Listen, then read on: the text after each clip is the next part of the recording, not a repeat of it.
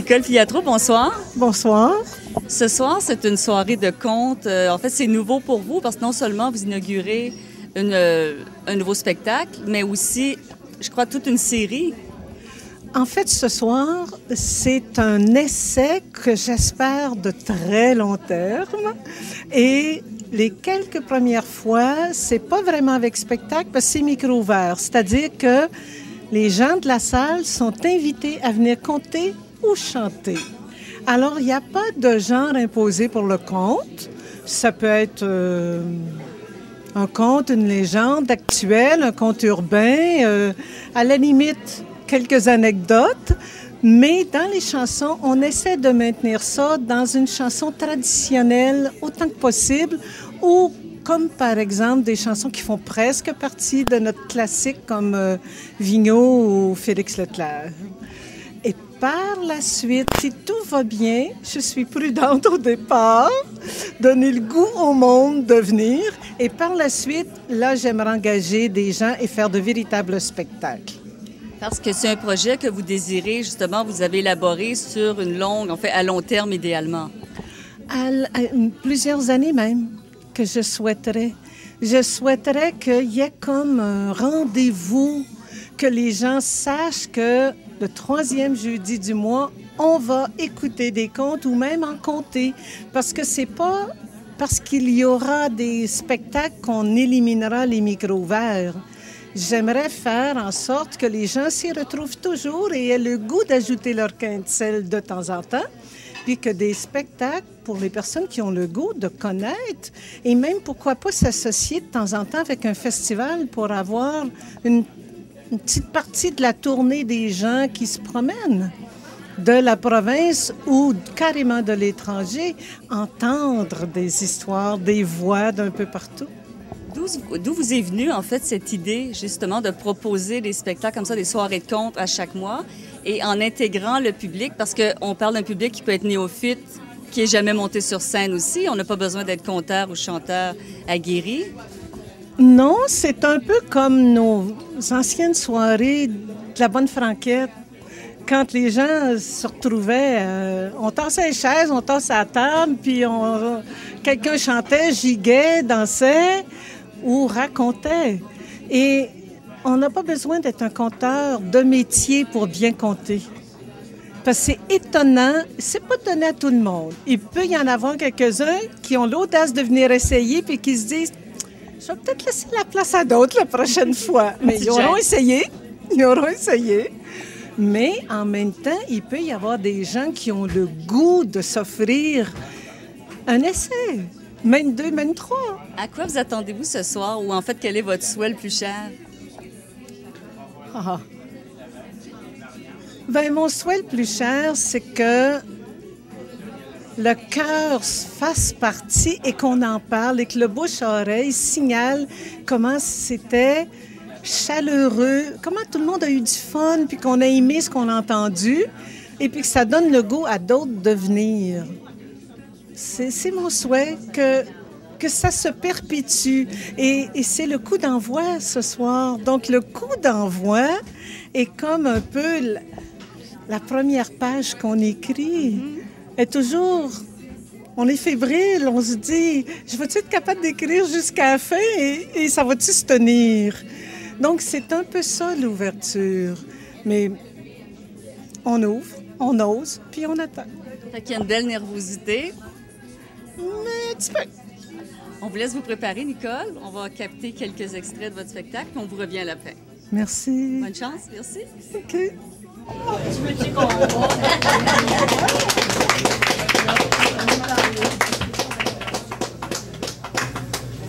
Alors, un gros bonsoir et un immense merci, parce qu'une telle présence, franchement, là, ça m'enlève un gros poids de nervosité. On commence. C'est pas évident. Alors, on va tous commencer ensemble.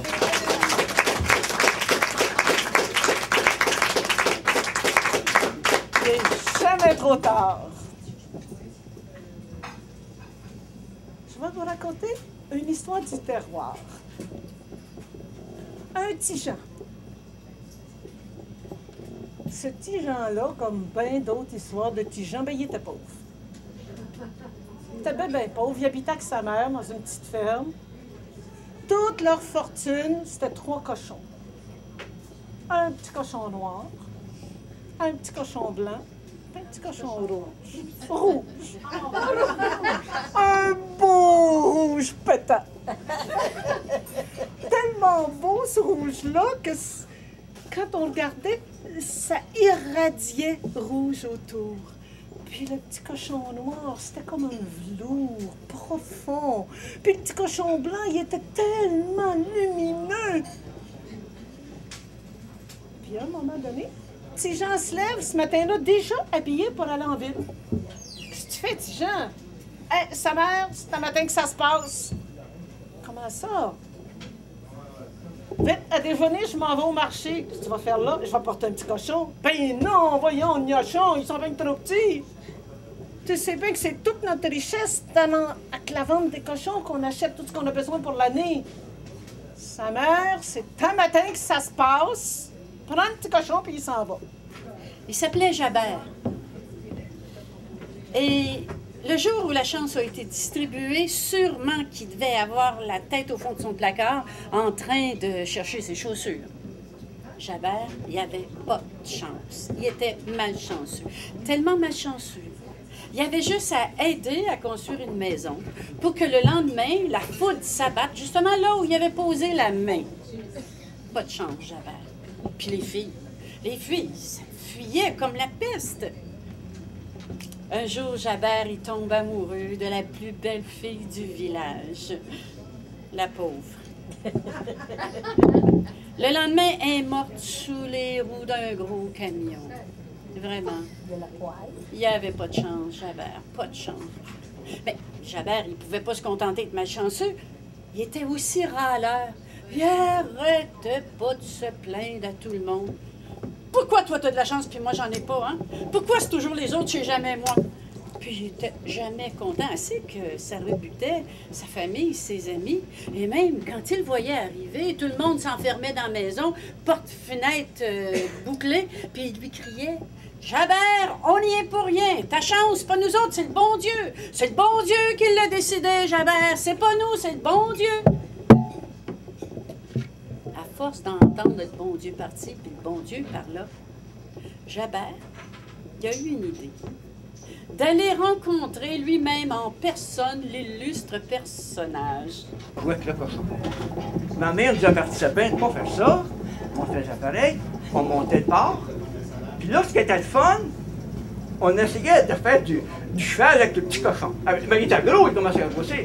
Mais un cochon, je ne sais pas si c'est vrai. Non, je n'avais pas essayé ça. Un cochon, ça, il n'y a rien de pire. Il n'y a rien de pire pour essayer de faire du cheval avec ça. Ça se déramait, ça fait ça glisse, bon. Puis toi, les autres qui arrivaient, ben, en faisant ça, on se mettait dessus, ben, le petit cochon tombait dans, vous savez quoi, évidemment, dans le bout, mettons. Là, on est arrivé à la maison, ma mère tapait un endiable, on était tout seul. Puis à l'automne, ma mère rentrait du cochon dans... Non, il était plus petit, il était rendu gros. Elle rentrait dans une table. Et là, nous autres, le soir, c'était une petite match-up, c'est moi d'aller nourrir le cochon. Mais là, à un moment donné, je venais choquer contre le cochon. Parce qu'un cochon, mais j'ai aussi le cochon, là, il devient qu'il a faim. Puis quand il a faim, lui, il veut rien savoir, il crie, puis il crie, puis il crie, puis il crie. Alors moi, je disais des fois, j'allais pour lui donner à manger, puis là, il crie, puis il criait. J'étais un maudit fou, bon. Puis, c'est arrivé même des fois, je prenais la chaudière, peut-être qu'elle l'a égremé, puis il l'a moulé. Le cochon, il se lançait tellement dedans qu'il avait renversé la moitié de la chaudière à la tête. Il disait, maudit herbaille, je disais. En tout cas, quand même, il mangeait, puis bon, il mangeait. Là, il était rendu gros, hein. Et ce qui arrivait, on était rendu au mois de décembre, autour de l'Immaculée Conception. À l'époque, chez nous, l'Immaculée Conception, ça voulait dire quelque chose. Parce que l'Immaculée Conception, il y avait toujours un dégel. Parce qu'en Abitibi, où j'étais, les traites pognaient de bonheur. Puis ça, la terre gelait, puis tout ça. Mais à peu près autour du 8 décembre, il y avait un dégel. Mais après, quand le dégel était fini, là, on disait que le fret prend pour de bon. D'une oreille, tant et sirène. Même si les vieux prétendent qu'au village, il y en a qui ne sont jamais tout à fait revenus d'avoir vu des sirènes. C'est même arrivé une fois qu'ils ont dû garder un marin attaché. Tous les hommes s'étaient pris après parce qu'ils voulaient se jeter en bas, dans les eaux, les profondeurs. Parce qu'il y avait eu comme ça un temps de sirène. Un temps de sirène, c'est un temps où le vent devient chaud, chaud, chaud, chaud, où le ciel se mouronne de jaune et de vert, où les oiseaux se mettent à fuir vers la côte avec des cris stridents.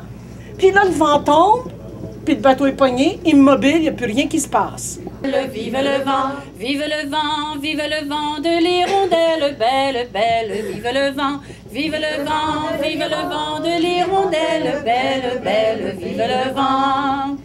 Elle se peigne à la chandelle, vive le vent, elle se peigne à la chandelle, vive le vent, vive le vent, vive le vent de l'hirondelle, belle, belle, vive le vent, vive le vent, vive le vent de l'hirondelle, belle, belle, vive le vent.